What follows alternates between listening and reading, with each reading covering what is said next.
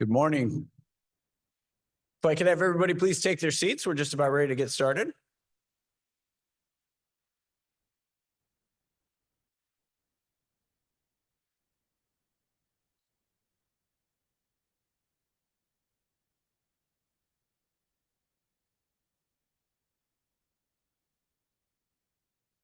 All right, thank you all for being here. Good morning. My name is Marty Walski. I'm Vice President and Publisher of a brand, Successful Farming. And it is my pleasure to serve as the 52nd Chair of the National Ag Day Committee. So welcome, thank you for coming. We are going to be fortunate enough to hear a word here from Secretary Rollins via video. And so we'll play that video first, and then we'll get started with our program.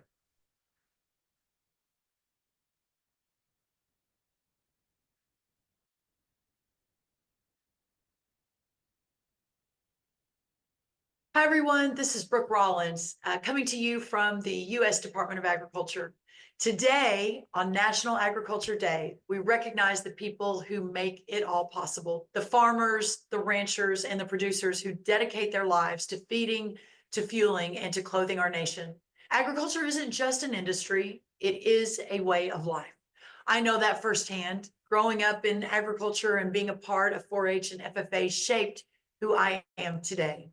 It taught me that farming is about more than the work. It's about perseverance and innovation and a deep respect for the land. Every day, through challenges and triumphs, the men and women in agriculture show up. They adapt, they solve problems, and they push forward, ensuring that future generations can continue this proud tradition. So today, let's just not celebrate agriculture. Let's celebrate the people behind it. To every farmer, to every rancher, and to every producer, we see you, we appreciate you, and we thank you. Happy National Agriculture Day.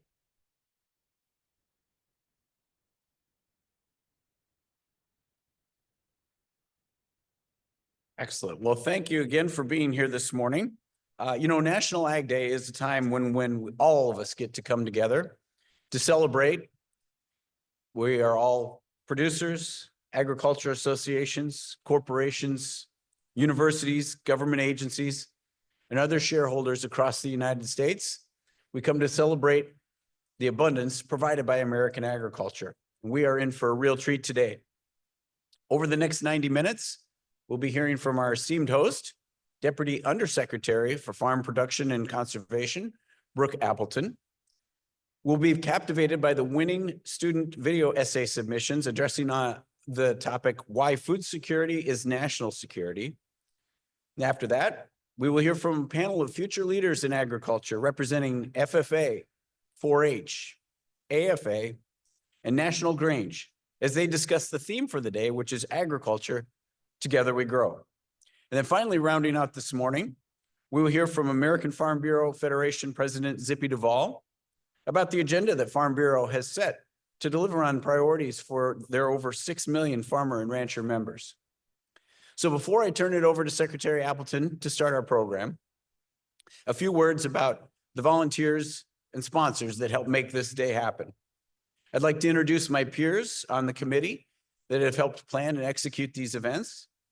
Amy Bradford from Bradford Consulting, Susan Carney from Corteva Agriscience, Miles Chiatti from John Deere, Isabella Chisholm from the American Farm Bureau Federation, Cynthia Clanton from CHS, Matt Caniglio with Farm Progress, Celia Glowacki with National FFA Organization, Gardner Hatch, the National Association of Farm Broadcasters, Lynn Henderson from Agri-Marketing Magazine, Greg Horschmeyer with DTN Progressive Farmer, Emily Schottenbrock with Agriculture Future of America, Nick Tyndall with the American Association of Equipment Manufacturers, and Jenny Pickett, who is CEO of National Agri-Marketing Association and also the president of the Agricultural Council of America, which runs Ag Day every year.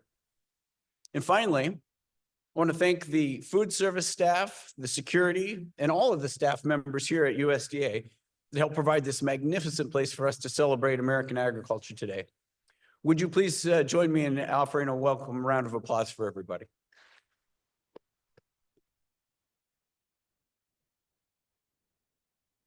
So next, it is my honor to introduce Undersecretary of Farm Production and Conservation, Brooke Appleton. Deputy Secretary Appleton leads agencies that deliver farm programs and services to farmers. And she returns to USDA after having been Vice President of Public Policy for the National Corn Growers Association. Her experience in ag policy is deep. Prior to her current role or her previous role at NCGA, she served as Chief of Staff to the first Deputy Ag Secretary for over a year in the first Trump administration. Before that, she worked for government affairs for the National Wheat Growers Association, and she began her career on Capitol Hill as a legislative assistant for House Ag Committee member Sam Graves, where she worked on a wide range of topics, including agriculture, trade, environment, and immigration issues. Secretary Appleton holds a degree in agribusiness from the University of Missouri at Columbia. She was raised on a row crop and cattle farm near Stansbury, which is in Northwest Missouri, and she's still actively involved in the family operation today. Please join me in welcoming our host this morning, Deputy Undersecretary Brooke Appleton.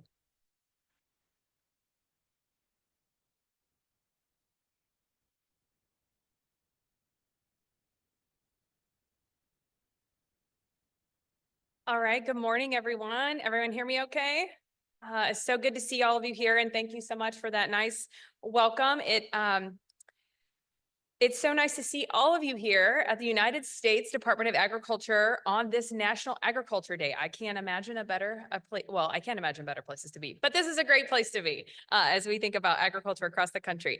As Marty mentioned, I am Brooke Appleton, and I currently serve as the Deputy Undersecretary of our Farm Production and Conservation Mission Area. FPAC, as we like to call it, is the most farmer forward-facing mission area here at USDA. So we house the Farm Service Agency, the Risk Management Agency, and the Natural Resources Conservation Service. Those are three agencies that I believe most farmers and ranchers are familiar with and interact with regularly in their work to feed, fuel, and clothe America. So first, I'd like to extend a big thank you to the National Agri-Marketing Association for organizing this incredible event and all the other sponsors that are here today. Thank you so much. We really appreciate all that you do to tell the story of American agriculture. So he talked a little bit about me, but by the way of background, I grew up on my family's row crop and beef cattle farm in Stanbury, Missouri, which is up in that northwest corner of the state. It is there that I wore the same blue jackets that I see in the audience today. I often say that joining the FFA changed the course of my life. And it's so true. Although I was a little late to the game, I didn't join until my junior year of high school. And up until then, I kind of thought that agriculture was just farming because, that is what my dad did. That's what a lot of people in our community did. I hadn't really thought about the agribusiness that surrounds agriculture and our community, or the policy that shapes farming here in Washington on the ground. So it's always great to see the blue coats in Washington and be lucky that it's March and not July. I know you probably all have done that before. I always feel bad. It's so hot in the summer when y'all are here. So seeing the next generation of leaders here today as a reminder of why we do what we do. So thank you for being here. And I'd be willing to bet that one of you here today will probably be up here at some point also giving remarks on National Ag Day. So thank you so much for being here. My FFA years led me to the University of Missouri of Columbia, where I studied agribusiness management, as Marty mentioned.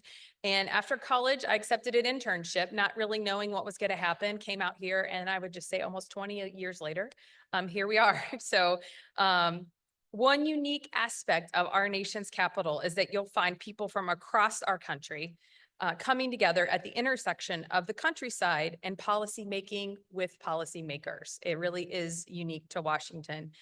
Today is about celebrating you, all of you in the room, our farmers, ranchers, and everyone who make American agriculture what it is. For me and our team here at the Department of Agriculture, I would argue that every day is National Ag Day. Very few of us work in professions or pursuits that touch the lives of every American, but our farmers and ranchers do. And today's ceremony allows us an important opportunity to formally reflect on the necessity of American agriculture for the prosperity of our country. Agriculture just isn't an industry, it's a way of life, a cornerstone of our economy, part of the fabric of our daily lives, and is essential to our national security. And the people behind it, some of the folks in this very room, are some of the hardest working and most resilient individuals out there. We know this past year has been tough. We know there's been challenges, from rising input costs to uncertainty in global markets. But one thing is certain: American producers always rise to the occasion, and USDA is here to support you every step of the way. That's why I'm especially excited for today. It is a big day at USDA. We have an important announcement coming later today.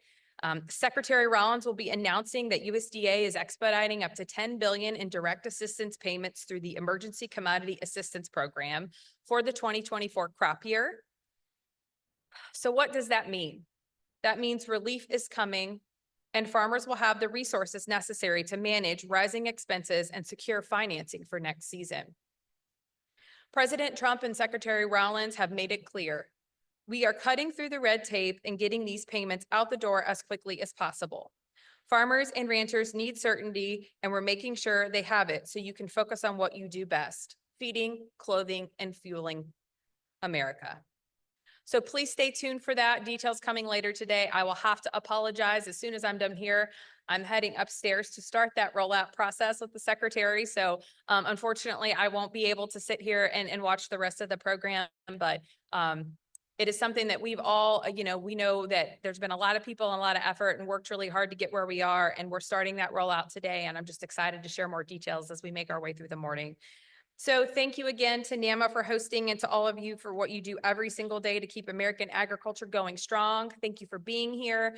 I know for some of you, you're taking time away from your operations and your families, and it's so important to see your faces here in Washington and to be telling your story. But it's great to have you here, and we're honored to be part of today's National Agriculture Day celebration. So thank you.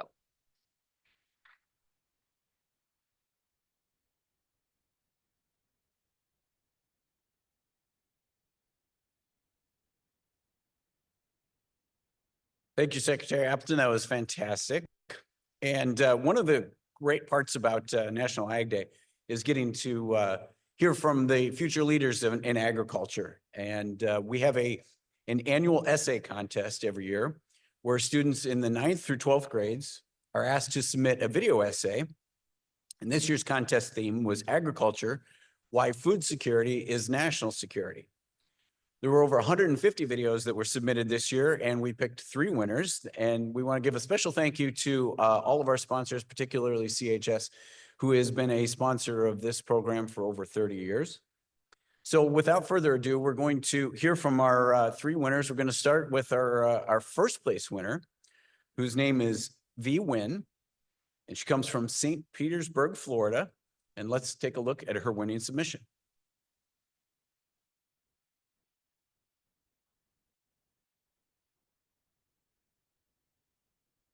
Every bite we take starts with the farmer. But what happens if farmers can't grow enough food? Food security isn't just about feeding people, it's about keeping our nation strong. A country that can't feed itself is vulnerable. Without reliable food, prices rise, people go hungry, and national stability weakens. We've seen it in history. Food crises lead to economic collapse and unrest. Farmers today face major challenges: climate change, rising costs, and labor shortages.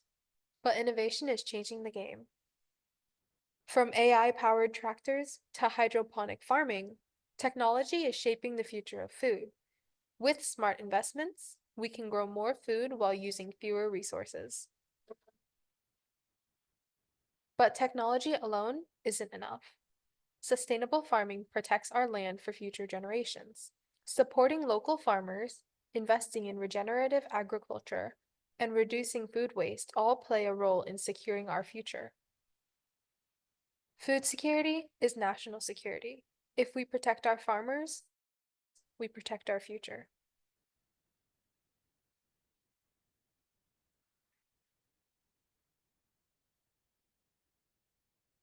Next, we have our second place winner, Kristen Dallas from Las Vegas, Nevada. Congratulations, Kristen. Let's see her submission. How does food security equate to national security? To answer this question, we must first understand exactly what these two phrases mean. Food security refers to having a dependable source of nutritious and accessible food. It is the key to being able to live a healthy and active lifestyle. National security refers to the protection of our entire nation's stability and function from any possible internal or external threats. When food security is threatened, our entire national security is at risk too. Food insecurity creates threats to our nation's public health, economy, and other crucial functions. Most Americans may not realize the diligent labor that is put into the agricultural industry each and every day. But the reality is, these farmers are some of America's greatest heroes when it comes to maintaining national security. Around the country, they work daily to provide the food we eat, from their farms to our tables.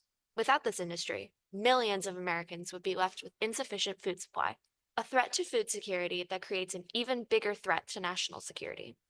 And as our country and the world's populations expand, one major threat to this national security, with regards to food security, becomes increasingly prominent: climate change.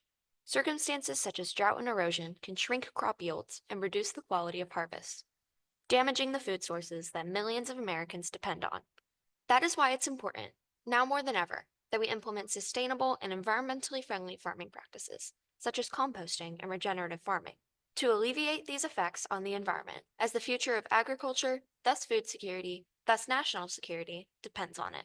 So, stand with America's farmers to ensure that the future of agriculture continues to thrive, because a country with protected food security equals a country with sustainable national security.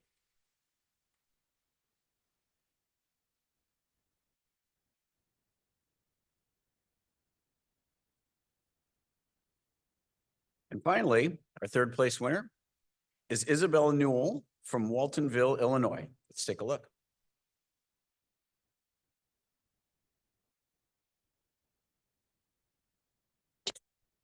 Food security equals national security because having sufficient food supply keeps society in check.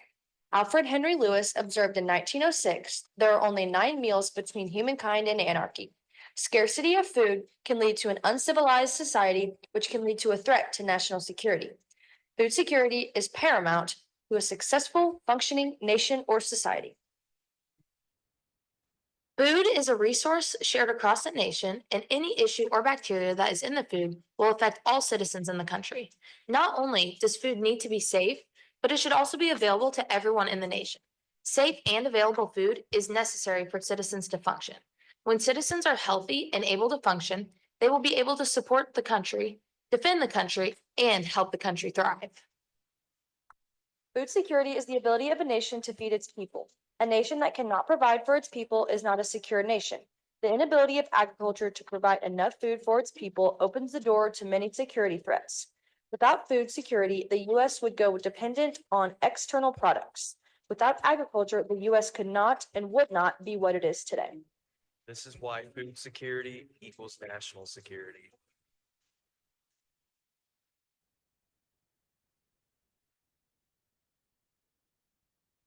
Very impressive.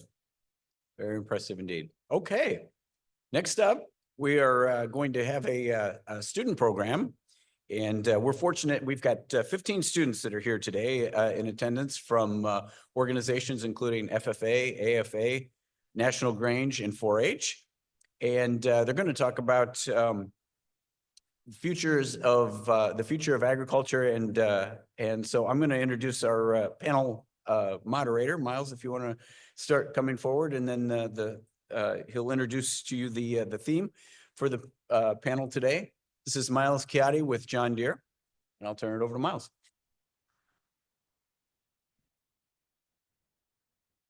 Thanks, Marty. Good morning, everybody. Again, my name is Miles Chiatti. I lead PR and industry relations for John Deere and have the honor of participating in the Ag Day Committee this year. And I'm really excited.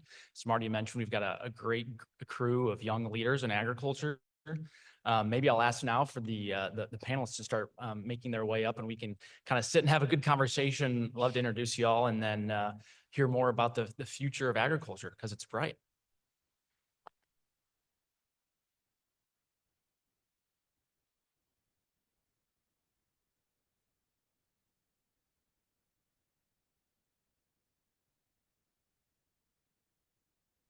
This morning.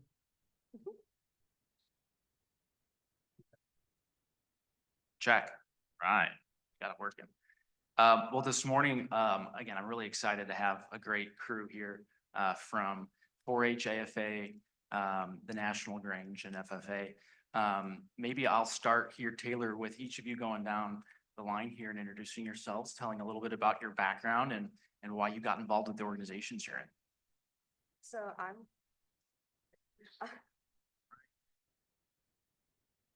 got it. Hi, I'm Taylor Rogers. I am the National Youth Ambassador with the National Grange. I am from North Carolina and I currently attend Western Carolina University, and I'm majoring in elementary education with a minor in leadership. And I got into the Grange actually through FFA. My advisor was a Granger, a national ambassador like myself, and she inspired me to come to camp and be able to continue growing leaders through the National Grange. And my name is Lance Williams. I'm a second-year student at NC State University, Go Pack, studying agricultural science. And I am currently serving as an advisory team member for AFA, which is Agriculture Future of America. And we have a great ambassador program where students come to the campuses and teach us all about what AFA is. And that's how I learned about AFA. Good morning, everyone. My name is Caroline Groth. I'm originally from Lexington, Kentucky, currently serving as the National FFA Eastern Region Vice President. For national office, we kind of get to take a gap year, but before this gap year, I was a sophomore at the University of Kentucky, double majoring in agriculture education and agriculture economics. And my journey into the agriculture industry and FFA is a little unique. Lexington is a pretty urban area, but my dad grew up showing sheep, and him and my mom's dream was for us to one day also show lambs. So I actually met my future FFA advisor showing sheep at the county fair, and it's been history since then, but that's how I got plugged in with FFA. Hello. Hi, my name is Matthias Habib. I am in University of Illinois studying. Is it not functioning? Oh, there we go. Okay, hello, my name is Matthias Habib. I'm from Illinois in a small town called Sandwich. I'm currently studying nuclear, plasma, and radiological engineering at the University of Illinois. I'm with National 4-H. I've been in 4-H since I was 12 years old. And I first started to learn more about agriculture and how that can relate to science. Excellent. One of the things I love is all of you have very different backgrounds and interests that brought you into agriculture. And I think that's something I'd love to explore a little bit more here in the panel. But just to kick it off here, so this year, our theme is this concept of together we grow. And so you know, that concept of together we grow, it implies things like collaboration, right? And shared effort. Maybe to start, and Taylor, maybe for this first one, I'll start with you. In your experience, what are some of the most effective ways all of the various stakeholders in agriculture, and maybe just name a few, farmers and ranchers certainly, but consumers, agribusiness, researchers, and policymakers, how can they, and we, I should say, how can we all work together to address the various challenges that we know face agriculture? So I think it's right there in the name itself, together we grow, because without being together as a united front to fight for what we need in agriculture, we really can't get anything done.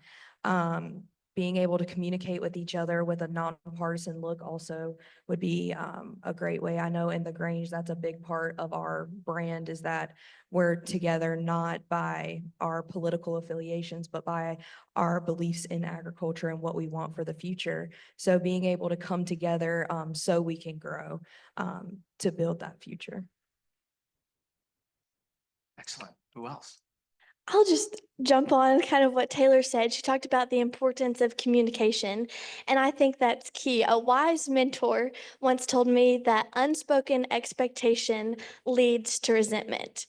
And I think that's true in relationships. I think that's true in this agriculture industry family, that when we face these issues and these challenges, it's transparent communication and voicing those expectations that's going to be what leads us forward. And I know our national officer team, we just went through this whole big team dynamics training, and the root of it all is having a foundation of trust and communication.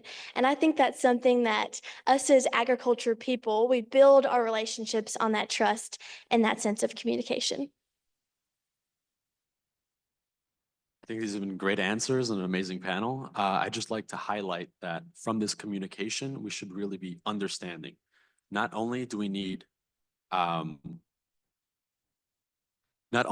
communication between stakeholders, researchers, and farmers, but we need an understanding of why this is happening and why we are funding these researchers, why this technology is important, and why farmers should be implementing these. And I think that's crucial, as long as, of course, communication as to how we can grow together. Yeah, certainly you talked about stakeholders and educating people that they are stakeholders in agriculture. Even though I go to a land-grant university, the amount of people who have no idea what agriculture is shocking. And a lot of times they just say those farmer kids, but really we are leading in agriculture, and it is our job to also educate about agriculture, to let people know that food security is national security for them, and that food really encompasses everything in life. You know, I think that's a great segue into the next question. So, you know, I think a lot of people maybe who didn't grow up around or as part of agriculture, when they're asked initially, you know, what sort of a job do you see in agriculture, they may only think of farming and ranching, right? Which is certainly critical and important, and we need more people doing that. But we all know there's a lot more opportunities, career opportunities in agriculture that are needed, that are very important, that aren't necessarily actively farming and ranching. I'm just kind of curious, when all four of you think about your peer groups, what sort of skills and job opportunities are they interested in? Are they excited about that we can do a better job in agriculture, making sure they're aware of that those are opportunities for them to come be part of the agriculture sector? Maybe Lance, I'll start with you. Yes, certainly, of course, with the younger generation, technology is going to be a huge component of that. We see at these land-grant universities that the engineering schools are often the ones that are growing at the fastest rate, and really creating a connection between agriculture and technology is going to be huge moving forward. I totally agree with you, Lance. And the National FFA organization currently has over 1 million members. So when you think about all of those members and the careers that they're going to go to, I mean, options are endless. But on the technology front, I think that's totally right. And I think as a youth in ag, sometimes we get blinders on that, oh, we're going to be farmers and ranchers. But what's so cool is in this technological era, I mean, the career opportunities are endless. I had the opportunity to attend the Commodity Classic about 2 weeks ago, visit the John Deere booth, learn about the fully autonomous tractors, and you need just more than a farmer to create a tractor like that. You need engineers, you need AI, you need all of these things. And so hopefully our 1 million FFA members are going to fill those careers. Sounds like someone might have a career in marketing. Well, as 4-H being the largest youth program with 6 million members, and 4-H has really been pushing to go more into urban areas so we can have more connection and filling the gap between rural and urban areas, so we can have more connection and more interest in agriculture as well. Since many of these urban youth don't have the proper connection or education about agriculture. And if we can expand more into that, as 4-H has been trying very hard to do, we can have more people interested in ag and more connections between science and agriculture. Yeah, so I was more thinking, instead of interest in agriculture itself, agricultural communications is a big interest of mine because without agricultural communications, we don't have the education on what agriculture is, what policies are being passed through right now, what's going on with the farm bill that we're trying to get passed. So agricultural communications harnesses all those skills of creativity, technology, being able just to communicate with each other because I don't work for Willy Wonka, so I'm not going to sugarcoat this. We don't know how to talk to each other anymore. It's very hard for people to be able to communicate with each other. So I think having more people in agricultural communications would be a big step into be able to educate and bring everyone together on our stances for getting things passed that we need to. Well, again, I think just a great discussion that just here in a few minutes showed how many different opportunities are there in agriculture, roles and functions that we need to be part of the Big Ten of agriculture, right? It's exciting to see how we can take that. Let's maybe take a step back for a second. I know some of you alluded to this in your introductions, but maybe a little bit more of a personal conversation. I'd love to hear more about each of your personal journeys into agriculture, into the organizations you're part of, and maybe how that relates into, again, this theme of Together We Grow for this week. Carolyn, you want to start? I would love to kick off this one. As I kind of alluded to earlier, from Lexington, super urban. And so about 90% of the students that were a part of my FFA chapter did not come from a production ag background. So getting to live on a farm through middle school and high school, I had the unique opportunity to kind of be a teacher for my peers because I had gotten this hands-on agriculture experience and I got to share that with my classmates.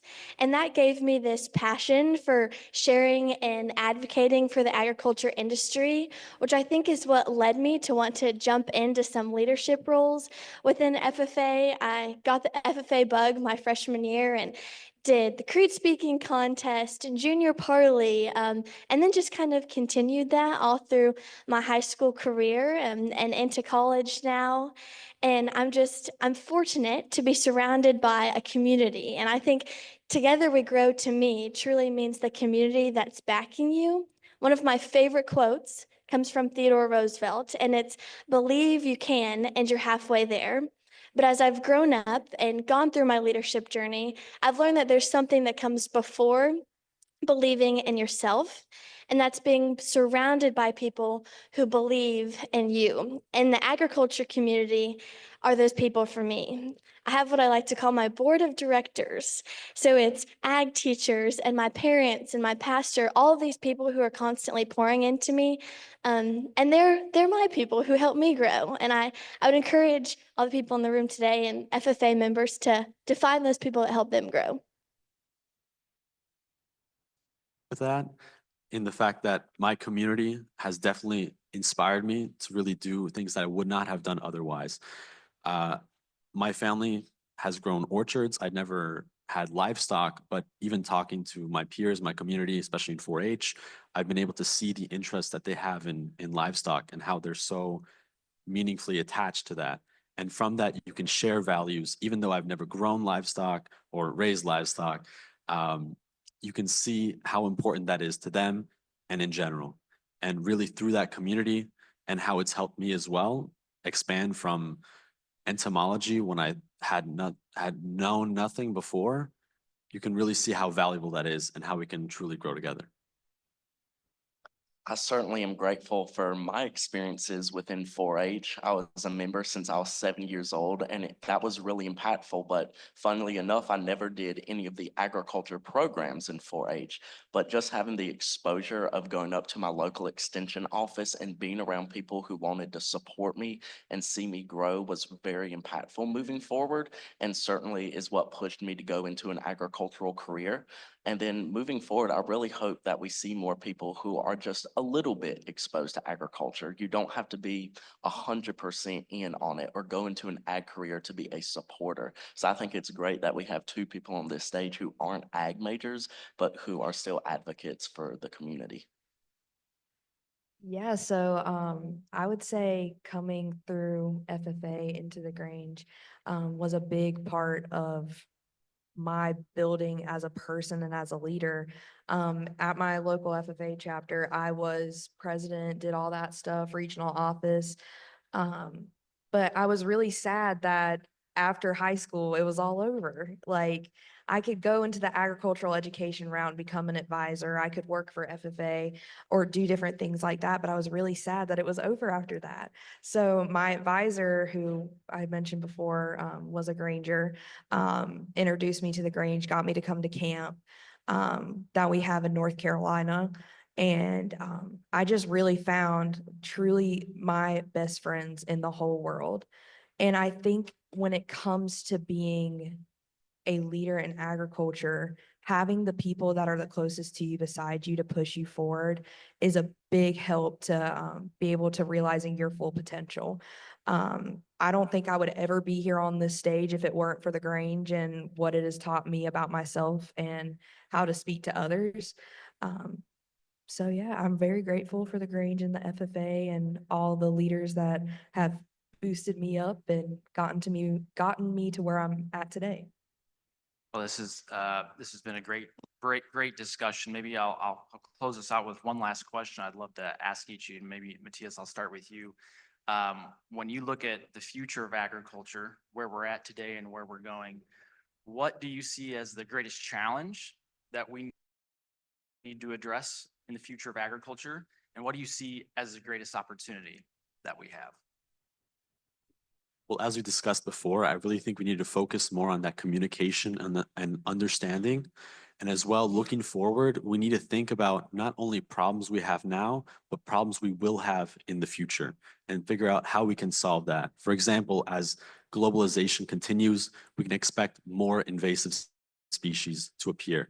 And we have to be prepared to solve those problems, increasing, for example, integrated pest management to have solutions ready for when we have new pests appear and new threats that can affect our agriculture. I think our greatest challenge leads to our greatest opportunity. I would totally agree that it's that aspect of communication and telling our story. And I think, I mean, we were talking about careers in ag and about how many people think that it's just farming and ranching, but us as agriculturalists, we have the opportunity to tell that story, that it's so much more. And I think that's our opportunity. Getting to serve as a national officer this year, I like to consider my role as being a story keeper, because I get to travel across the United States and get all of this wisdom from all of these people and hear their stories. But then it's my job to go and tell those stories. And I think it's not just an FFA national officer's job, that's all of our jobs. And that's our opportunity, is as we travel and we go to work and we go to the grocery store or on an airplane, it's our responsibility and our opportunity to get to tell the ag story. Certainly going off what the other two have said, we need to shift from an us versus them mentality to a us and them mentality. And there's a lot of meeting in the middle we need to do within agriculture, because we can't just not like other people for not understanding agriculture. It's our job to educate them on what agriculture is and clear up some of the miscommunications. But then on our side, we also need to step up and start working on that as well. Certainly within AFA, we're working on those soft skills with college students to prepare us to be leaders within agriculture. So moving forward, we're going to get off the farm and into places like Washington, D.C., where we're going to advocate and meet in the middle with people. Yeah, and to have one more person in support of everyone. I totally agree. It's the understanding and be able to, like I said before, talk to each other, being able to come together and push things that we need forward, and more of a respect for each other and each other's opinions. We can have different opinions, but it's the respect that you have for others' opinions as well. Because I think we do a lot of well, my opinion's right and your opinion's wrong, and this is why I'm right and this is why you're wrong. And I think we just need to do a lot more open-mindedness, because I feel that there are people that are very closed-minded just because that's how they were raised. But we just need to do a better job about educating the next generation, because unfortunately, we are the next people to be leaders and grow as a community in agriculture. So we have to be able to respect our opinions while also respecting others to push us forward into the future. Well, if you all weren't already excited about the future of agriculture, I sure hope you are now. So let's thank our panelists for a great discussion.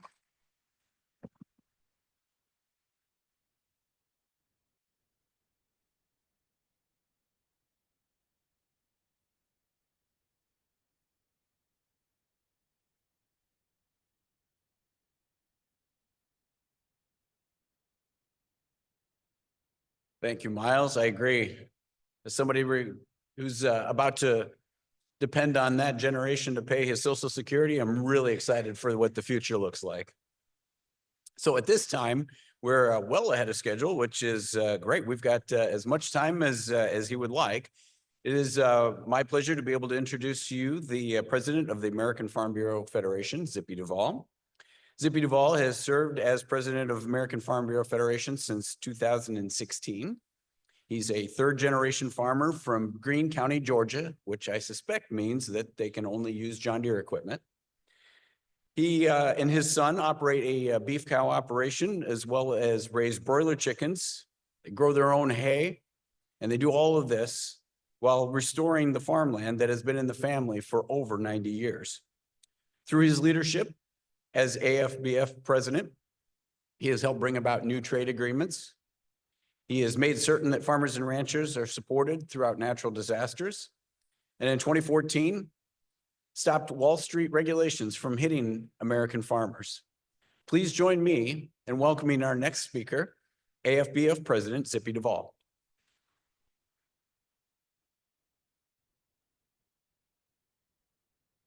Well, good morning to everyone. Oh, y'all can do better than that. Good morning. All right. I don't know about y'all, but I was born to get up early, so this is about lunchtime for me. So, my dad, one of his favorite sayings was, "Boys, let's go, because if we don't get it done before lunch, we're not going to get it done." And he meant it too. So, you know, I listen to these young people, and you got to be excited about the future. I mean, and knowing that even though most of them didn't grow up on a farm, they're still drawn to this great industry we know as agriculture, and a community of people that really do provide the economic engine for this country. And a lot of people kind of take that for granted and really don't understand agriculture. And that's why today's meeting, today's recognition of National Ag Day is so important for everybody to stop for a moment and think what it means to each and everybody's life. So the theme today of growing together is absolutely perfect for the situation that we're in today. You know, we are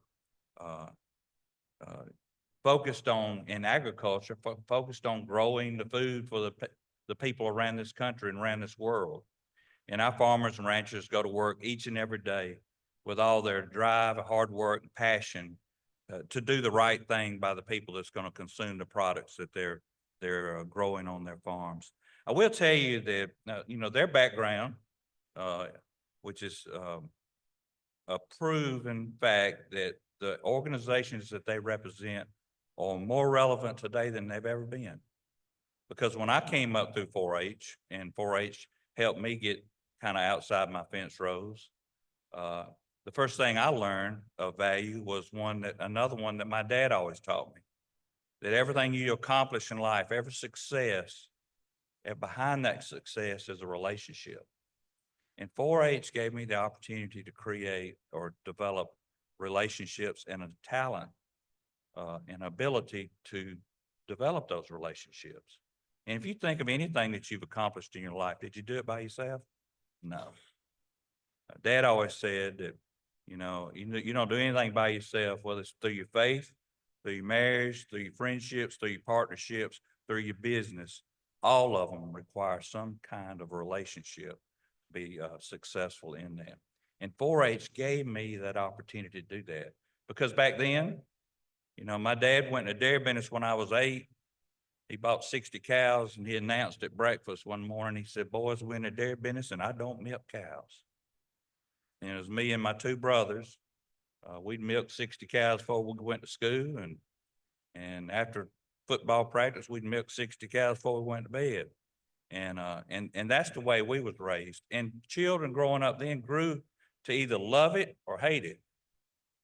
And I grew up to love it. Now, my older brother, he just despised it. And he didn't stay there long after he got turned loose out of school. But I learned to love it. Our young people don't have access to that anymore. Very few of them have access to the opportunity to be there among the animals or on the land to develop that appreciation and the passion and desire that goes with agriculture. So these organizations that give them exposures to that, or the people that do that, is just very, very important. And I salute each one of those organizations and what they do to help prepare the future of our industry, because these young people represent the future of it. Agriculture has come so long and so far. And I, as being here in Washington, especially over the last 4, 5, 6 years, and hearing the discussions around climate, around things that we're going to do in the future with precision agriculture, the innovation and the research and development coming down the pipe, we kind of talk about it like it's new. It's not new. Farmers and ranchers for decades, have been taking advantage of research and development and technology and innovation to move agriculture forward, to make it a modern agriculture. If you look at my own farm, when my grandfather went there in 1929, it was nothing but kudzu and ditches, because after the boll weevil came through and cotton disappeared, it all washed away. Today, after 3 generations of rebuilding that land, it's rolling green hills with cattle grazing on it. Now, do I have a bare spot or 2? Yeah, everybody does. Are we still working on them? You better believe we are. We're going to continue to do that. But farmers and ranchers for decades, for generations, have done what they needed to do with the innovation and technology and research and development to move their farms forward, to preserve those natural resources, to be able to create an environment that's sustainable for growing the food and fiber for this country for generations to come. And they've proven it by taking advantage of wonderful programs that's come through this building here in conservation and climate.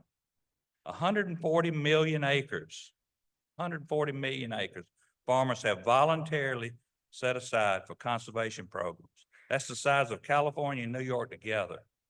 They voluntarily did it to do the right thing to preserve our lands and our natural resources. So we continue to grow agriculture so that we can meet the demands of the people in the country, around the country. We also have to grow an understanding of what I just talked about. So many people want to talk about what we got to do to make our food system healthier. And we're all about, farmers or ranchers, all about doing the right thing. We want to make sure that we're at the table having the conversations of why we do things, how we do things. We do it according to the label. We do it according to the science. All these research and development projects that are going on help us do those right things, whether it's in our land grant colleges or through this building. They are beneficial to our farmers to continue to do that. But we need to grow the understanding of the general population, which is over 98% of the people out there. The understanding that farmers and ranchers live on their land, their kids work on their land, their employees work with them, and they're all part of the family, and they would not do anything to harm the people, the land, or produce something that might harm someone else. And we have to grow that understanding of agriculture so that we can continue to move modern agriculture forward, because any movement without using sound science would move us backwards, make us less productive and less friendly to the environment. So we need to continue to grow that understanding. We need to continue to grow our communities. Agriculture is a rural community. You just think about the business around these small towns across America. Who are their main customers? Yesterday, I had about 2 hours in between two doctor's appointments that I had to make. And where'd I go? I went 90 miles up the road to a fertilizer spreader business to pick up parts for my fertilizer spreader. Really a chicken litter spreader, but it's spreading fertilizer too. But that community that I drove into is dependent on agriculture for their living. And it generates that economy that all rural communities depend on. So growing a community, and in Farm Bureau, you know, not only are those men and women that sit on those county boards, big part of their community, they're serving on county governments. They're serving on advisory committees for these youth groups. They're giving back to the people that need it and giving back to the people that's going to be the future of agriculture there through sponsoring things. Our county farm bureaus are some of the biggest donors of these youth programs, but they don't stop there. They do a lot of work with local food banks and whatever they got to do to give back to the community. You want to see a community in its real, true heart? I bet if you go to Alabama this morning where those storms hit, those farmers and ranchers are out there with their skid steers and their tractors and their chainsaws on their time and their dollar, helping people that have no clue who they are, but they're there to help. That's what a community is about. And agriculture is the core of those communities across America. We continue to grow those communities, but we also have to grow a future. You know, I'm grateful that Secretary Rollins and her staff here at USDA has made a commitment in growing a brighter future for farmers and rural communities through this bill and through the things that's at their fingertips. I had the opportunity to visit with the secretary, and I was totally impressed. She is full of energy, full of ideas. And if you don't want to leave with a list of to-do things, you better not go meet with her, because she's looking for ways to work with everybody to make this building and the programs that they push out a success. And we at American Farm Bureau are going to make sure that we'll partner with her to help her be successful. You know, farming today is not easy. Never has been. You know, I keep a couple of horses at home that'll pull a plow every once in a while or a wagon every once in a while, just to remind me of what my grandfather had to do. Because on the one part of my farm where he planted corn every year, now it's under a lake, a recreational lake. But I was told by his friends that my grandfather would take his mule, Mandy, and lead that mule down to that field, which was about a half a mile away. He would carry the plow on his back, not the mule. And he'd plow that mule all day long. And when he finished that field, he'd put that plow back on his back and towed it back to the house and leading that mule. And someone said, "Why don't you just lay it over and let the mule pull it?" He said, "I've asked him to pull it all day long. I'm not going to ask him to pull it home." That's the kind of heart of the men and women that built this country, this great country that we live in.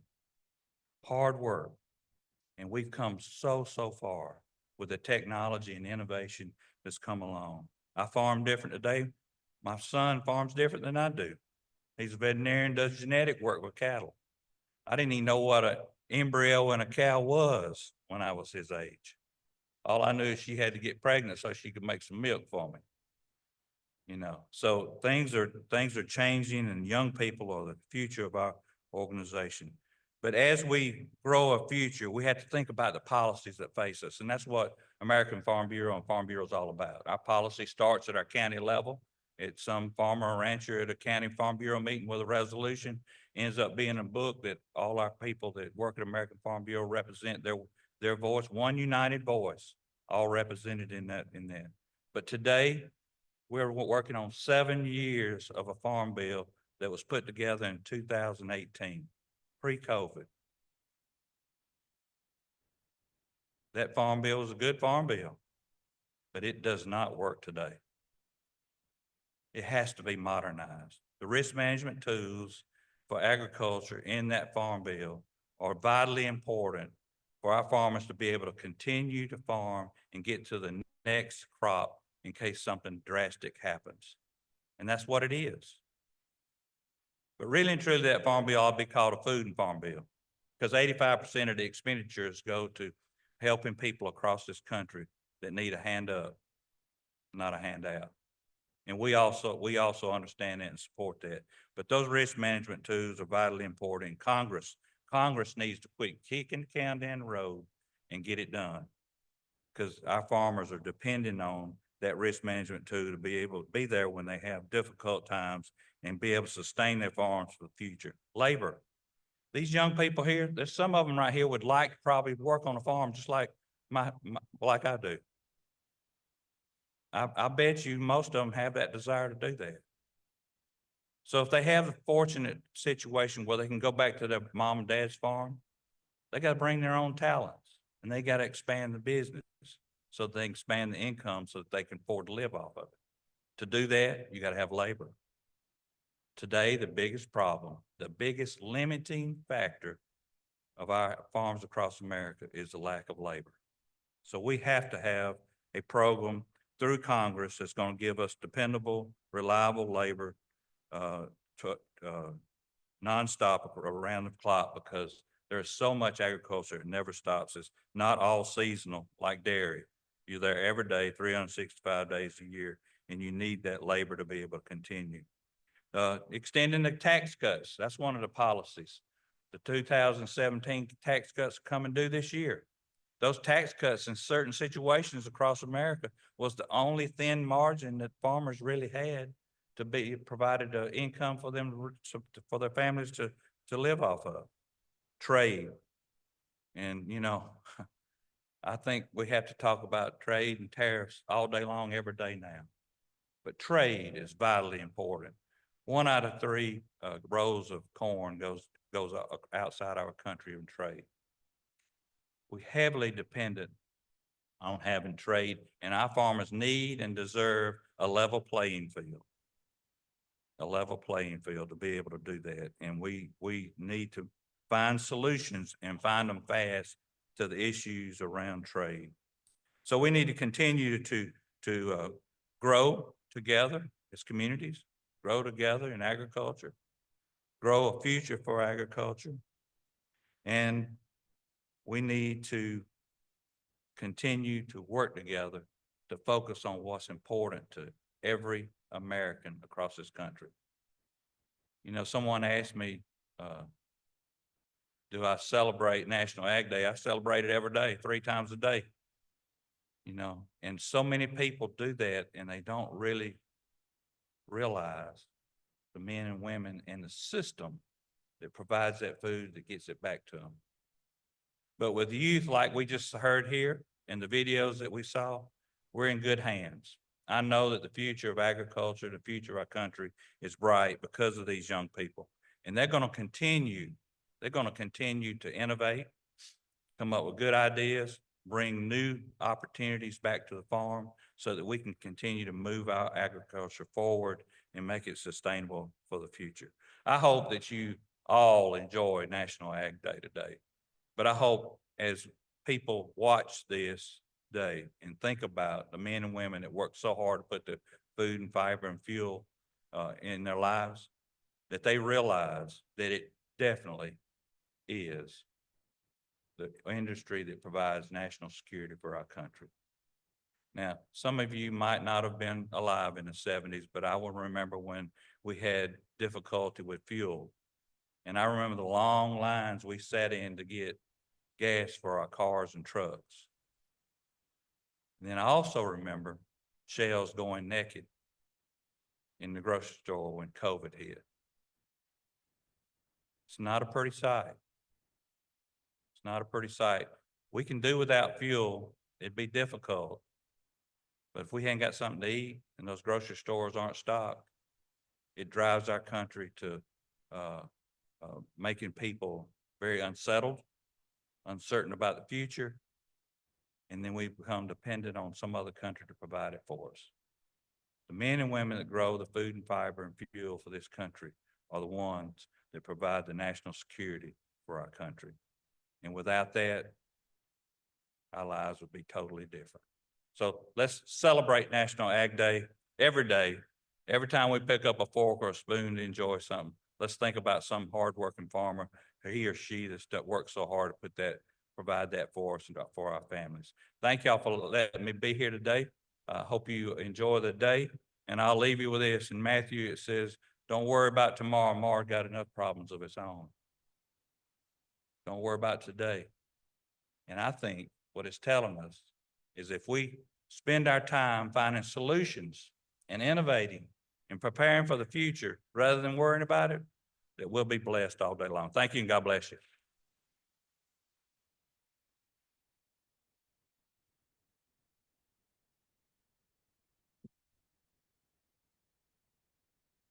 Thank you very much, Zippy.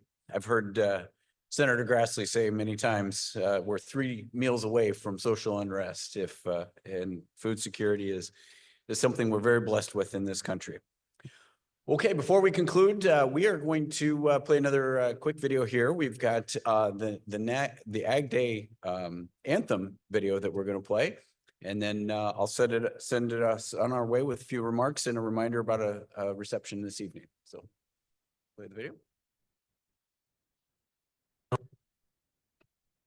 Why don't farmers get a standing ovation every morning? Maybe just a fist bump for every meal. From the everyday PB&J, the high-end gourmet. Or a thank you note next time biofuel powers the truck that completes a delivery. Because without farmers' get up early, stay up late, work till the job is done attitude, moments like these could only live in our imagination. National Ag Day is the light that shines on these unseen heroes.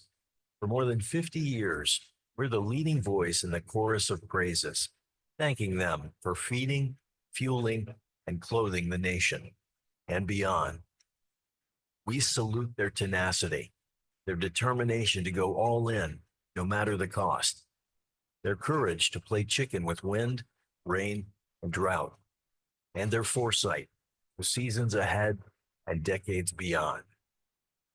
Here's to the fence mending, livestock feeding, crop tending stewards of our environment's future. Thank you.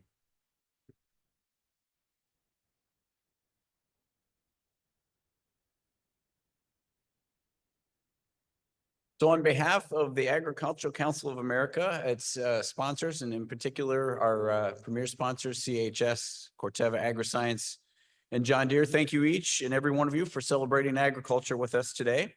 I want to remind everybody that the Ag Day event is also being simulcast on the Ag Day website, so you can check that out if you want throughout the day. And then finally inviting everybody here to the Kennedy Caucus Room this afternoon in the Russell Senate Building as we continue the celebration of National Ag Day that starts at 5 p.m. this evening.